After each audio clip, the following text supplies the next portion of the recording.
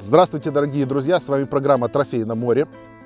Наше любимое Черное море бушует, там шторм, но выпал свободный денек, и я решил его не терять, а приехать на живописное озеро, точнее сказать, водохранилище под названием Барабой. Это известный водоем в Украине. Здесь проходит очень много соревнований и по хищной ловле, и по карповой ловле. Кто не знает Барабой, ну тот, наверное, не рыбак. Для того, чтобы сегодня рыбалка была, скажем так, динамичной, я приехал сюда в хвост этого водохранилища. Здесь всегда очень много щуки и местного окуня. Щука здесь зарыбляется постоянно, каждый год. Окунь здесь местный и судак местный. Судака, вон у меня на заднем плане уже рыба ловится, а я тут с вами стою и разговариваю. Очень хочется начать ловить. Давайте посмотрим, что из этого получится. Я стартую. Погнали! Сейчас мы водоем расклюем. Подберем ключик. Может быть, это будет железо. Колебалочки какие-то. Может быть, это будет силикон. Может быть, это будет воблера. В любом случае, я знаю, что в водоеме щуки предостаточно. Есть хорошие экземпляры, есть не крупные, но водоем зарыблен, причем прилично зарыблен. Недаром здесь проводятся соревнования по ловле хищной рыбы с берега. Была поклевка. Щука поигралась только что с воблером, так интересно было.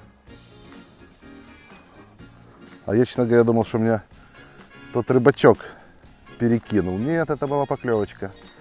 Нежненькая, но была. Значит, что-то ей в проводке не понравилось. Что касается вида, конечно, барабой – это сказка. Особенно осенний барабой. Игра красок этих просто неимоверная.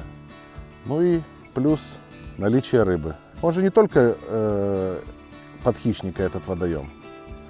Здесь когда-то, еще в прошлом веке, конца 90-х годов, стартовали одни из первых соревнований по ловле карпа. И команды приезжали, начиналось это все аматорское движение тогда еще. Было очень интересно. Сначала до десятка команд приезжало сюда, на громадный водоем, а уже потом доходило до абсурда, до 60 команд сюда. И причем так плотненько рассаживали участников, и приходилось в какие-то года еще и много отказов писать людям. Это потом уже придумали рейтинги и так далее. Так что это очень знаменитый водоем и по хищной рыбе, и по мирной. Я не знаю человека в Украине, который занимается рыбалкой спортивной, который не знает про барабой. Что, не могу я никак подобрать ключ. Уже пацаны поймали по одной штуке, плюс окуня, я еще по нулям. То, что сошло, это не считается. Надо было достать на берег, а не кричать: «Рыба, рыба!» Рыба это тогда, когда она на берегу, а пока это еще, если она в воде, это еще не рыба. Я уже на железо перешел, и железо не радует ее пока. И твичем пробую, и равномеркой пробую, и цветами играюсь. Разловимся. Обязательно разловим. Бьет. Уже было несколько поклевок. Атакует. То ли, но чего не хочет брать. Именно вроде так, как отгоняет эту блесну закрытой пастью. А там карп уже на ямах гуляет. Тут такие экземпляры просто фантастика. За 20 килограмм есть. И причем несколько поклевок уже было прямо на границе с камышом. То есть она вот за камышом стоит. Если были бы заброды, можно было теоретически зайти и побросать вдоль камышика. Иногда даже бывает такое впечатление, что поклевочка, а это травинку цепляешь на дне какую-то и думаешь, что это был удар. Но я рыбу видел, мы, к сожалению, мы не успели ее заснять. Она вот сошла прямо возле берега, но я же говорю, это одна, и то из воды я ее не поднял, а это совсем плохой результат. Ужасный. Какую-то щучку или окунька мы да и уговорим. Чиркнул только что дно, а подумал, что поклевочка. Ребята, которые участвовали в соревнованиях недавно, говорили, что щука стоит вся на дальнике. То есть до нее надо еще добросить. Не трется она пока возле берега, возле камышика. Поэтому максимально надо вкладываться в заброс. Но опять же, помнить про удилище. Чего говорю помнить про удилище? Потому что бывали такие случаи, что в момент заброса удилище складывалось пополам. И никогда в жизни рыба удилище не ломала. Всегда ломает рыбак. По неосторожности, фрикциончик где-то затянут, где-то перехлёст возле тюльпана. А потом ой! Вот чтобы не было этого ой, всегда надо смотреть.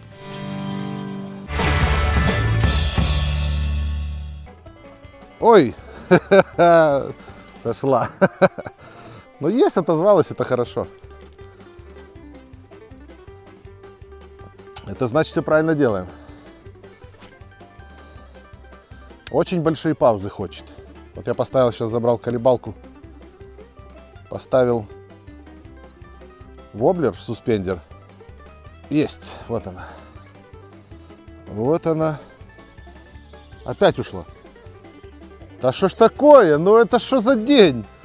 2 подряд поклевки и 2 схода. Может, что-то с тройниками не то? Да нет, все хорошо. Ладно, продолжаем ловить. Это мне уже нравится. Я поставил флюорокарбон. У меня только что произошел срез. Вот опережая события, скажу. Поставил достаточно толстый флюорокарбон. 0,33. И у меня произошла поклевка и срез. А воблер был очень-очень уловистый. Если не сказать хуже. В общем, я не сторонник струн, но все-таки придется поставить вместо флюорокарбона обычный титановый поводок или скрутку, потому что это будет уж очень сильно больно по карману, если мы сейчас на каждой поклевке будем терять воблера, которые стоят как первый советский трактор. Больно. Ну ладно, вяжемся по новой. Ай-яй-яй. Есть успехи? Буду пробовать сейчас другую расцветку. Поставлю опять 80 миллиметров воблерочек. Потому что маленьким 65-м я туда не добрасываю. Мне кажется, все-таки она стоит подальше. А подальше, значит, надо потяжелее. Вот такой. Есть рыба, рыба, есть у нас рыба. Покажись. Вот она. Вот она, красавица. И воблер аж в самой пасти. Ничего себе. Сейчас могла бы опять уйти с воблерком. Ну. Ужас, такая шкварка. И 80-й воблер в заглот. Сейчас же навредишь себе, зараза. Сейчас будем делать реанимацию. Будем спасать этого щупака. Как жадно она взяла, ну. Ша, тихонечко. Вы уже приехали, мадам. Есть рыбка, клюнула. И что-то, что? Куда? Ой, смотри, какой аппарат. Смотри, какой аппарат, Костя. А вот, смотри. Смотри. Шо, ага, посмотри, какая рыба, ага. Тихо, и воблер весь в кратере, тихо.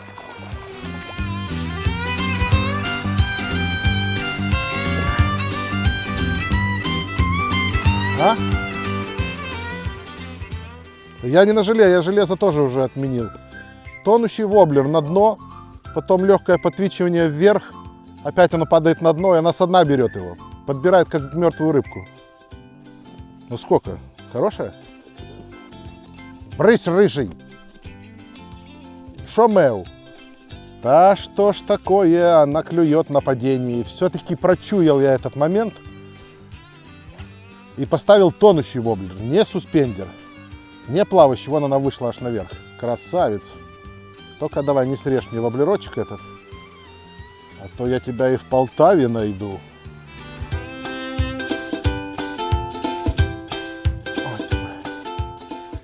О, смотри, это поприличнее уже, мадам. А? Константин, берешь гитару? И тихим голосом поешь? Та-дам! Вот что значит подобрать приманку. Как только ключик подбираешь, рыба не заставляет себя ждать. Красивая. Вот пошла. Пошла. Выходи. Видишь, не хочет она сегодня силикон. Она хочет воблерочки. Опа. Наконец-то мы расклевали место. Хорошее, надо сфотографировать. Наконец-то расклевали место, подобрали приманку. Я и мой товарищ. И дело пошло. Вначале было совсем все печально. И силикон, и железо колебло. Все это игнорировалось рыбой, пока не подобрал вот такой вот воблерок. Ну и похожие. Поэтому...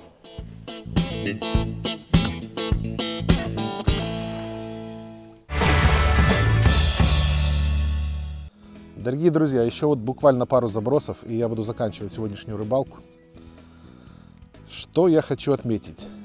Очень правильно, что я все-таки приехал сегодня на это водохранилище Барабой половить хищную рыбу. Вообще, все правильно. Если ты уже приехал на рыбалку, это уже правильно. О, есть рыба, но не дает она закончить мне рыбалку сегодня. Ну, смотрите, щука отзывается. Работают прекрасно воблера. Работают у ребят, только что проходили мимо спортсмены, работают у них и колеблющиеся блесна небольшие. Силикон сегодня щука игнорирует. Игнорирует полностью.